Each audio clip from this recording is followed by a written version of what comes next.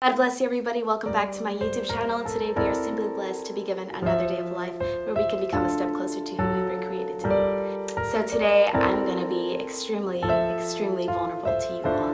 And this is probably going to be the most vulnerablest video ever, at least for now. I'm basically going to be sharing my testimony and what I went through. So I just want to jump right into it. And I've been postponing this video because I felt the need to make sure every single thing that I wanted to say gets out there. So hopefully it comes out exactly how I plan it to come out.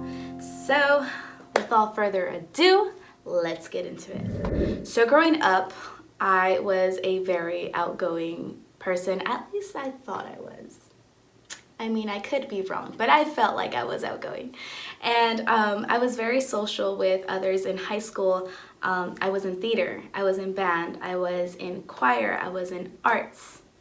I think that's all I have so far. So I was in all of those things, and as you know, those people need to be very outgoing. They can't be really shy, especially in theater.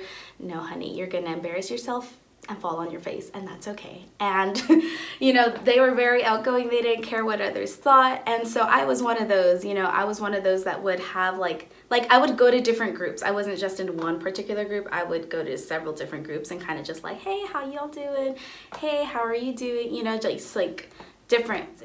So 2015, 2016, freshman and sophomore year, very outgoing and things like that. Then one day comes where I get a comment, and this is kind of where it all started. So I get a comment that basically said that I look a little different, and they mentioned things going on with my body. They said if I needed any help because I look a little more plumped, or they noticed my cheeks got bigger and they noticed my entire body got bigger. By bigger, I mean they noticed that I gained some weight. So they told me that through an Instagram message because I took a photo with my family and I was very happy. It was New Year's 2016, and in that photo I guess I looked a little bigger and I got commented on it, and never did I think about my body at all. That was not one of my concerns. I was more like, I care for others, I love on others, and that is it. I never looked at myself in the mirror and just saw insecurities. No, I saw myself as beautiful. I saw myself as perfect. I didn't see anything wrong. I can have zits everywhere and I would say, man, you're beautiful. And after that, it was just a game changer. It was not even a good one. I began to see myself in the mirror as very different. I saw myself in the mirror as very big, imperfect, and things like that. Oh my gosh, I'm not supposed to cry. I saw myself as very imperfect, and so I was like what happened? My entire perspective of myself changed. And after that, I was like, okay, I need to change something, obviously, because people are noticing me as different, as imperfect. And since I sing on the worship team at my church, it's everyone is noticing your imperfections. And so I started getting a lot of anxiety. And that same day, I remember I got a notebook and I began to write a plan for myself. Okay, I'm gonna just work out at 4 in the morning all the way till 6 in the morning, and I can't stop. And if I stop, then I have to do something else just to make sure that I work out enough. And so I began to wake up at 4 in the morning and work out till 6 in the morning, and it would be really bad workouts. And so I did that for a good 2 to 3 months. I lost a lot of weight. But obviously I looked at myself in the mirror and I was like, this is nothing. I didn't see a difference, but other people would tell me I lost a lot of weight, and I'm like, what are you talking about? I still feel the same. I don't feel any different. And so I actually hurt my knee from running, from all of the cardio. If you guys know, cardio is pretty bad on your knees, especially for me. I have pretty weak knees, so cardio was just not for me. But I did it anyways because that's what I researched. I was like, oh, cardio helps you lose weight, so let's go ahead and do it. And so I did cardio, I hurt my knee, and I was like, man, I can't run anymore. Now I'm gonna get bigger like I was before and things like that. And I was like, okay, I need to do something then to lose weight because I'm not even losing weight, at least that's what I thought. I did lose weight, but I thought I didn't. So then I was like, okay, let's go ahead and do some more research. Then I heard about this thing called diet. And I kid you not, guys, I did not know what diet was before. Like, I learned dieting when I was 16. Like, I was late, you know. Usually you learn dieting when you're young. No, I learned dieting when I was 16. So I started researching, and I was basically like, you know, very new at this. And I heard, you know, abs are made in the kitchen, which is actually a false statement. I'll explain that, you know, eventually, maybe, if you guys ask for it. But yeah, so I heard abs are made in the kitchen. You know, I heard that, you know, the less calories you eat, the more fat you burn, which is false. And, you know, so I was like, okay, the less calories, what are calories? What's a calorie? So then I started doing all of this research, and I basically began to starve myself without me knowing I was starving myself. So before I would have breakfast, you know, a nice whole breakfast. And then I stopped having breakfast and just started having a carrot for breakfast. Yes, nasty, I know. A carrot for breakfast. Come on, that's so sad. I had a carrot for breakfast and I had a green tea. That was it for breakfast. That is not enough. Plus the exercise I was doing, it was just ridiculously small. And so I began to do little bit of things, you know. At first I started like, okay, I'm gonna eat more veggies. But then I started taking away, you know, the necessary things, like the fats and all of that. I started taking that away and just like incorporating, you know, veggies. Then I was like, this is too much veggies. So now I was being afraid to eat vegetables. You know, I had a little bit here and there, but I was very, very cautious as to how much I was putting in my body.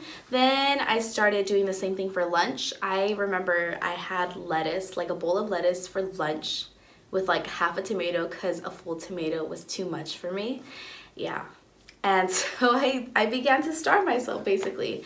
And that led to a lot more weight loss. I actually wasn't exercising at this time because my knees were, you know, messed up. So I stopped exercising for about 2 months, but I was still dieting and I lost a lot more weight. After that, I was introduced to the weightlifting world. So I began to lift weights and starve myself. So doing all of that made me lose like 40 pounds. And I lost it really fast. I lost it in about 4 months, 5 months. Usually 40 pounds takes about a year and a half, depending, you know, it all varies. But yeah, I lost 40 pounds and I looked at myself in the mirror, and to me, you know, my clothes didn't fit anymore. But to me, it felt like I'm still big. Like I need to work more. Like I would literally just like cry in my room because I felt like a failure. I felt defeated. Then I began to get really bad symptoms of different things. I noticed that my hair started to fall off a lot. Like my hair was thinning. It was crazy of how much hair I was losing in the shower. Even when I brushed, like a lot of hair was starting to fall. And that same day I was like, okay, like I need to get a haircut. I need to get a really, really good haircut, as in like short haircut. I went to this lady, actually, she cut our hair before, and I went to her and basically I told her how short I wanted it, and my mom was like, you're not gonna get it that short. I don't think you'll like it. You should start small. So I started off small and I got my hair like right here, and a month later I was like, I need it shorter. I need it shorter because my hair is still falling off and it's getting noticeable and I don't want anybody to notice. And so I think a couple months later, eventually, I shaved the back of my head hair. Like this had no hair. This was all shaved. Like if you guys knew me back then, you guys know what I'm talking about. And then I started to do other things. I started to research, okay, well, what can I do to eat food but still lose weight? Did a little bit of research. Found out about this thing called purging. For those of you that don't know, purging is basically making yourself throw up. So I did some research on that, and I'm sorry if this is a little too personal, but you know, I gotta share everything with you guys. So I began to make myself throw up, and I literally ate whatever I wanted to and just threw it all up. Did it a couple of times. I would eat dinner and stuff, and then I would have like a piece of cake, and I would just feel so guilty that I went upstairs. I still remember the place. I went to my upstairs restroom. It was, I think it was the day of someone's birthday party. And I had some cake and I went upstairs and I just threw it up. And then I remember Johnny knocked on the door and said if everything was okay. And I was like, yeah, everything's fine. I'm just changing, or I forgot the excuse I told him. And anyways, he was like, oh, okay. But yeah, I think he heard me. I don't know. But anyways, yeah, so I made myself throw up, and I did that a couple of times. But then I stopped because, you know, I did some more research on how bad it is for your throat and all of that. And I did not want to go through something harder. So I stopped making myself throw up, and I was like, I'm just going to go back to starving myself. I did that for a long time. And then something started happening to my heart. Every time I would walk, I would feel like really bad heart palpitations. Like I felt like I was just going to pass out. And so I went to the emergency room and they checked on it, and my heart rate was like 33. Your heart rate's supposed to be 50 the least, and everything else is like super like slow. When I was in the emergency room, I had the doctor tell me to do like jumping jacks and stuff, and they still saw my heart rate really slow. And that was really bad. And I knew that I needed to do something about it, because there was also a traumatic event that happened where I had a panic attack, and it was because my mind just wasn't there anymore. I wasn't thinking clearly. I had like foggy memory. It was so bad, and I had blue fingernails. My fingernails were like basically super thin, super weak. My bones were fragile, and I just felt so weak and like I was ready to just collapse. And I knew I had to change something. Even though I knew I needed to do something about it, I was just so stubborn. Like I did not want to gain the weight. I was like, it's not gonna happen, you know? I'm not gonna go back to the way I was. All of my work is gonna be gone and ruined, and it's just not gonna happen. So then I began to actually like, you know, have just a moment by myself and just like, okay, Brianna, think, if you keep on doing this, where are you gonna be headed, you know? And so something came into my head like, Brianna, you're gonna have a lot less time here on earth because of what you're doing to yourself. And I began to have that awakening, and I was like, okay, you know what, I need to do something. I need to do something, because I don't want to die soon, basically, you know? I just wanted to live. I wanted to live for my family, for myself, for my future. And I was like, okay, I need to do something about it. And so I began to just say, I'm not gonna exercise anymore. I'm not. So I stopped exercising, stopped the weightlifting, and let me tell you guys, that was so hard, because I was so afraid of the unknown, of what was gonna come next. I was like, man, I'm gonna be, you know, obese, and I'm just like not gonna be able to walk anymore because of how much weight I'm gonna gain. Yeah, I know, I exaggerate. But I was like that, and so finally I was like, okay, I'm gonna have to gain some weight. So I began to eat a little bit more here and there, and I would wake up at 5 in the morning, and instead of exercising, I read my Bible. I read my Bible, started praying, started meditating, I started singing in the morning. And you know, sometimes my mom would be like, why are you awake right now? You should be sleeping. And I'm like, no, Mom, like it's okay. And so I started to meditate on the word all of the time, you know, day and night. And I would just like do prayers throughout the day. While I was in college, I was walking by myself, just listening to podcasts, listening to God's word, and just like, you know, really going deep into his word and things like that. And I had beautiful moments, you know, in the church where, you know, God's spirit just like touched me, and it was just so powerful and amazing. And I was like, man, like my relationship with God is getting so much like stronger, like what's going on, and this and this and that. And then one day I remember I got in a huge argument with my mom at Mama Chuy's. Shout out to them, they have great food. I got in an argument because I was actually vegan at that time, you know, still restricting, but not restricting as much. I was arguing with her. I think it was something to do with food, honestly. Yeah, it was something to do with food. It was because I didn't know what to order and things like that. And I was just giving her a hard time. Like, if you guys were in that stage with me and you guys were my friend, like, kudos to you, because I lost all of my friends when I was going through this, mainly because they didn't know what to do, and also because I kind of isolated myself from everybody, including my family. So if you were with me through this time, kudos to you, because you guys know how hard I was treating you guys, and I apologize for that. But yeah, so I was a hard friend, and I was a hard, you know, daughter and hard sister, like, on my family. It was just such a burden, guys, and I'm grateful that I'm not like that anymore. But anyways, so I got in a really bad argument with my mom at Mama Julie's because of food. And when I got home, you know, her and I, we were kind of like still mad at each other. And I just went upstairs and I just started to cry. I started to cry a lot. And I was like, what's going on? You know, why is my relationship with my mother getting really bad? Like, is it my fault? Is it her fault? You know, she just doesn't understand me. And, you know, I started like going through that. And I went on YouTube and, you know, I looked up a video from Heather Lindsay. She's a preacher in Georgia. And I looked her up and I clicked on the first video there. And it's crazy because that video has been popping up on my, you know, suggested list for about a month or so, and it's been speaking to me, but I just never made the time for it because it's like an hour and 30-minute video, and I was like, that's a long video. But I clicked on it and I started to watch it. It was during the prayer where she was basically praying over everybody, praying over bad spirits, over bad thinking and things like that. And during that prayer, guys, I began to pray myself. I remember I was lifting up my hands and my knees were on the floor, and I was just, you know, praying like, God, please, if there's something that you need to take out of me, take it out in the name of Jesus. And then I began to pray more and more and more. And then I began to say, like, you know, I surrender every single thing that I'm putting before you, God. You know, I no longer want it in my soul. I no longer want that kind of mindset, God. I pray that you release it in the name of Jesus.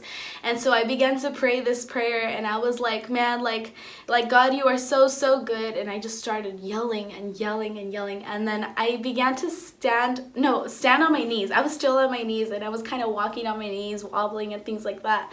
And I began to shout, like, I am no longer a slave to food. Food no longer controls me. I still remember those words because it was just so powerful. And I was like, God, you are the only one that can define me. No one else can define me but you, God. And so I began to pray those things. And my mom is behind me the entire time apparently, and I did not notice her, and she started praying over me. And after that, I just fell. I collapsed on my floor, and then I noticed her because she was still praying for me, and I just started to cry and cry and cry. And it was such a beautiful moment to just be released from every single thing that was tearing me apart from my family, my friendships, my relationships, and everything. And it felt so good to just feel that weight come off of me. And when I got up and when I finished that prayer, guys, I kid you not, I looked at myself in the mirror and I was able to say, I'm beautiful. I love myself. Like, did I just go through all of this for no reason? Because Brianna, you were just gorgeous. And I started telling myself that. And many times, you know, you guys need to tell your guys' self that too. Because a lot of times we feel like, oh, we should give everybody else compliments to make them feel good. And we do give others compliments, but sometimes we forget to give those compliments back to ourselves. And so after that day, I was like, Mom, I feel so good. I feel so like energized. Like, I don't know what's going on. And then a week passed. A month passed, 5 months passed, and now I'm here, and it's like, God has been so good, guys. God has been so good.